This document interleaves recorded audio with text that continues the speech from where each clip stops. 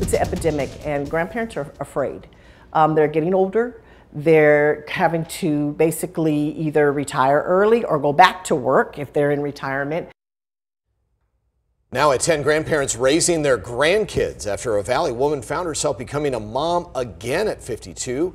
She now has a message for others. And she tells us tonight this was a isolating experience for her. And that is why she actually started her own nonprofit. Our Whitney Clark met with her tonight to share her story. It's also a very expensive endeavor. Yeah, it happens to so many people right here in Arizona. Her name is Cece Vance Wilson, and she calls herself a second-time parent. After her son struggled with drug addiction, she began taking care of her grandson.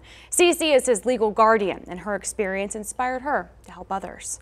Yes, I didn't get no kisses. 5-year-old Titus loves his family. He loves to swim, and he sure does love his Nintendo. He's just like any other little boy. He loves Paw Patrol. He loves, for a while it was the train tracks. He could make massive train tracks around the house, just beautiful. Cece Vance Wilson is Tyson's grandmother, but to him, she'll always be mommy or mama.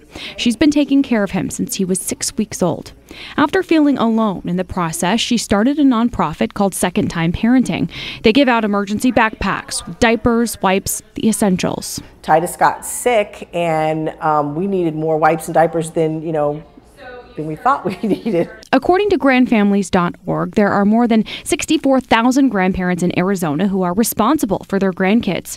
25% are living in poverty. Since she started the group a year ago, she's learned it has a lot to do with the opioid crisis. Here's her message for others. We're here.